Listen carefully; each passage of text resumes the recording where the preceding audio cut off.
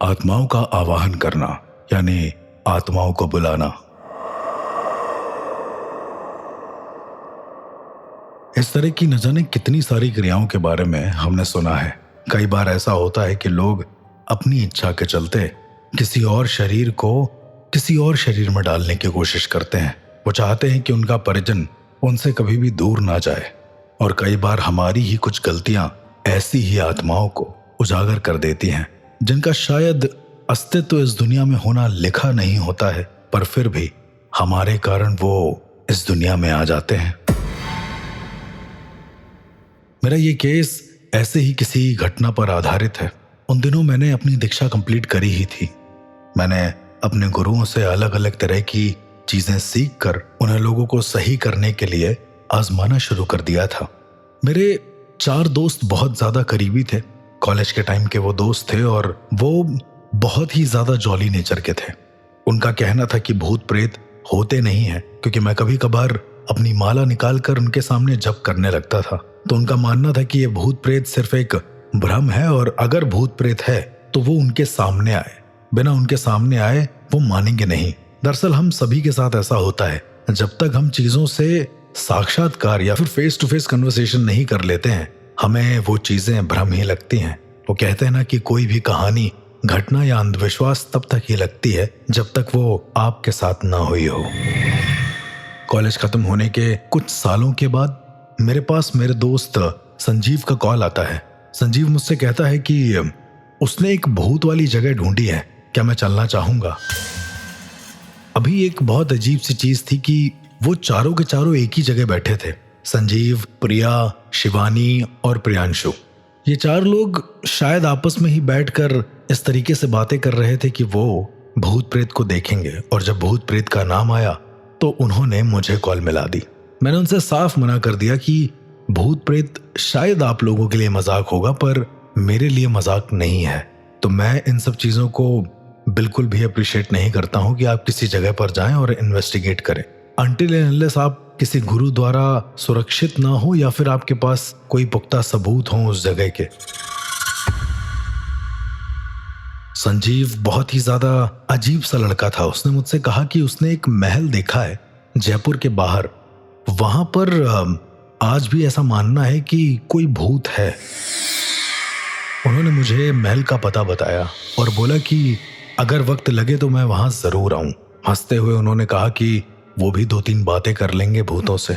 जब हम किसी महल या किसी ऐसी पुरानी जगह पर जाते हैं तो हमें बार बार ये लगता है कि वहां पर कोई है, लेकिन हर महल हॉन्टेड है ऐसा कहीं वर्णित नहीं है। उस महल का एक बाहरी एटमॉस्फेयर ऐसा है जिसे देखकर ऐसा लगता है कि वो महल हॉन्टेड है। उन्होंने जिस महल के बारे में बताया था, वो महल में तो मैं ऑलरेडी रिसर्च कर चुका हूँ। वो महल हॉन्टेड महल नहीं था।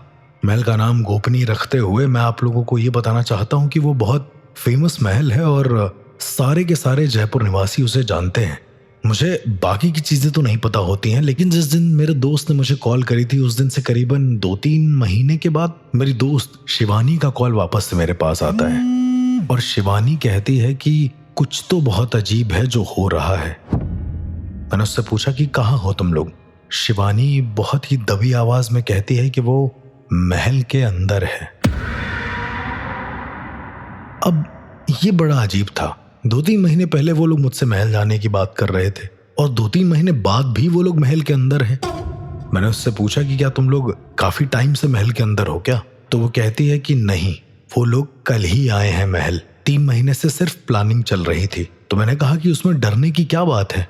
शिवानी की आवाज अचानक से बदल जाती है और वो कहती है कि डरने की बात तो है, क्योंकि मैं इन सबको मार डालूंगी। और उसके बाद फोन कट हो जाता है। तो क्या मुझसे अभी अभी एक भूत ने बात करी कि इतनी देर में मेरे पास संजीव का एक मैसेज आता है और संजीव कहता है क्यों डर गए ना। मुझे ये मजाक बिल्कुल भी पसंद नहीं आया था। मैंने वापस से उन लोगों को कॉल करी, लेकिन किसी ने भी कॉल उठाया नहीं। ऐसा उन्होंने कम से कम 4 से 5 बार किया उस दिन में। उस दिन बड़े संजोग की बात थी कि मुझे जयपुर आना ही था। मैं उस रात जयपुर आया और मेरे दोस्तों के बार बार मस्ती भरे मैसेजेस मैं देख देख कर परेशान हो गया। मैंने वहां के स्थानीय निवासी से बोला कि मुझे उस महल जाना है। वो इंसान डर गया।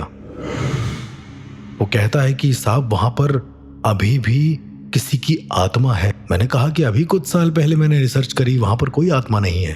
तो वो कहता है कि आप एक बार जाइए, आपको समझ में आ जाएगा। अब मैं उस महल की बाहरी रूपरेखा आपको बता देता हूं। वो महल बहुत ही पुराना है और उस महल के बगल में एक बहुत बड़ी सी तोप रखी हुई है। उसी के साथ साथ महल दोनों साइडों से जंगल से घिरा हुआ है और बीच में बड़े ही अजीब रूपरेखा के साथ उस महल का दरवाजा है। जब मैं उस महल के बाहर पहुंचा तो मुझे लगा कि यहाँ पर मेरे दोस्त तो होंगे ही। मैं अंदर जाने ही वाला था कि अचानक से मैं क्या देखता हूँ कि मेरी दोस्त शिवानी वो महल के शायद दूसरे कोने में बैठी थी, कुछ खा रही थी। जब मैं उसके पास जाता हूँ तो मैं क्या देखता हूँ कि शिवानी के पूरे मुंह में खून लगा हुआ है और उसके हाथ में किसी का साबुत हाथ है जिसको वो बड़े ही अजीब तरीके से खा रही थी। मैंने बोला कि Shivani, are you okay? Shivani मेरी तरफ देखकर हंसती है और वो कहती है कि संजीव कह रहा था ना, भूत प्रेत कुछ नहीं होता, तो अब पता चलेगा उसे। इतना शिवानी ने बोला होगा और जैसे ही मैंने 2 कदम उसकी तरफ बढ़ाए, शिवानी अपनी जगह से उठकर दीवार पर चढ़ते हुए पता नहीं महल के किस कोने में चली गई और मैं नीचे खड़ा हुआ सिर्फ शिवानी को देखता रहा। खून की बूंदें वहां पर अभी भी पड़ी हुई थी और कुछ मांस के टुकड़े, ऐसे जैसे उसने किसी को मार कर खा लिया हो। इस बार एक बड़ी अजीब सी दुर्घटना हुई। मेरे पास मेरे फोन में वापस से शिवानी का फोन आता है। मैंने शिवानी का फोन उठाता हूं और वो चिल्लाते हुए कहती है कि उसकी जान खतरे में है, अगर हो सके तो महल आ जाओ। अब चूंकि मैं महल के बाहर ही खड़ा था और इन लोगों ने इतने मजाक कर दिए थे मेरे साथ, मैंने उसको पूछा कि कहां पर हो तुम लोग, महल के किस हिस्से में हो और महल के अंदर एंट्री कैसे करनी है, मुझे वो बताओ। इसके बाद अचानक से फोन कट हो जाता है। मैं जैसे तैसे महल के अंदर घुसने का रास्ता देखता हूं तो फ्रंट दरवाजे पर ही एक गार्ड होता है।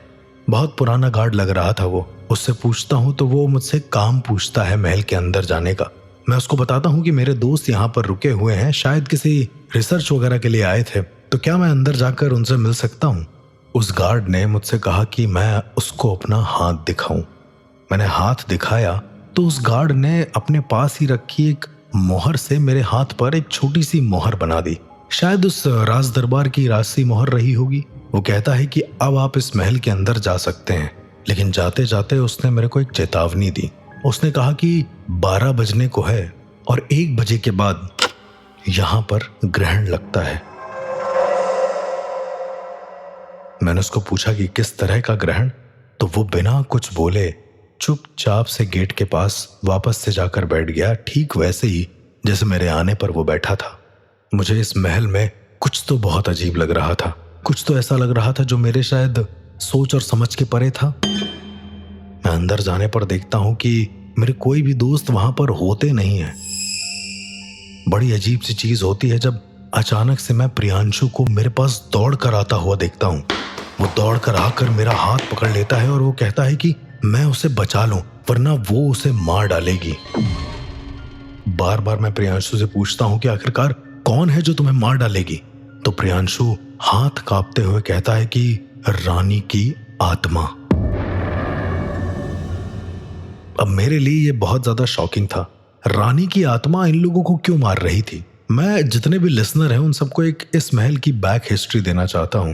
दरअसल क्या हुआ था कि ये महल बहुत पुराना हुआ करता था और बहुत पहले यहाँ पर जो राजा राज करते थे वो अचानक से एक रात में गायब हो गए।